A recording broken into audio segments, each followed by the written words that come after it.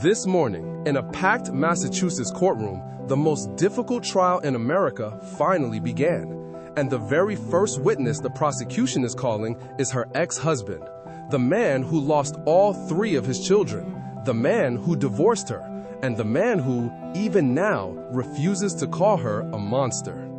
Welcome back to Stories of Crime. If you saw our first video on the Lindsay Clancy case, you know what this trial is about. Today, what happened on day 1, who the jury is, and why the first witness may decide how this entire trial is remembered. If you're just joining this story, Lindsay Clancy is a former labor and delivery nurse charged with murder in the deaths of her 3 young children in Duxbury, Massachusetts in January 2023. What makes this trial almost unheard of, the core facts are not in dispute. Her defense concedes what happened. The entire trial is about one question. Was she criminally responsible, or was she in the grip of a severe postpartum mental illness her own family says was catastrophically mismanaged? She has pleaded not guilty. If convicted, she faces life in prison. If found not criminally responsible, she would be committed to a secure mental health facility. Let's start with who's deciding this. After a full week of selection, 18 jurors were seated, 12 women and 6 men, including 6 alternates. That gender balance did not go unnoticed. One legal analyst put it plainly. Someone in that selection room believes women will be a more receptive jury for this case. Think about what that means. Both sides are betting on how jurors who may be mothers themselves will hear the words postpartum psychosis. The trial is expected to run 6 to 8 weeks. These 18 people will live inside this case for the rest of the summer.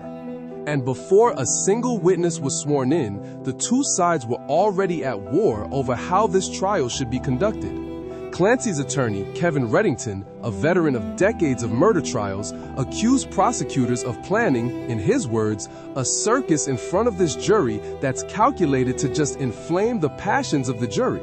He asked the court, "Let's talk a little bit about humanity." The prosecution's response was ice cold.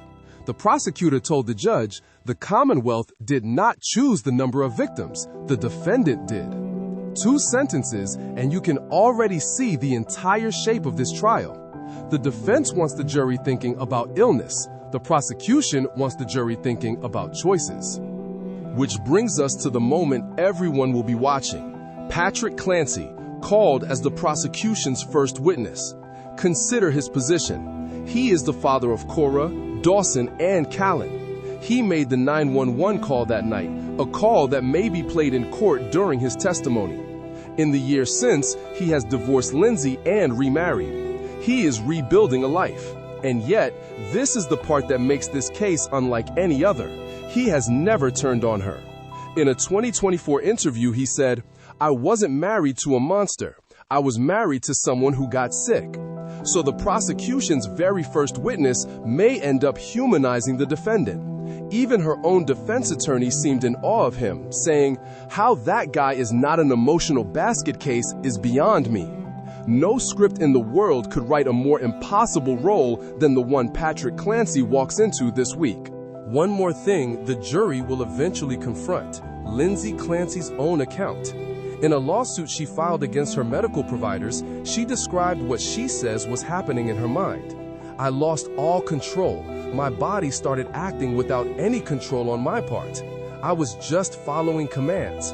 This voice demanded action." The prosecution will argue those words prove nothing, that the planning that day shows intent, and that her suicide attempt shows consciousness of guilt.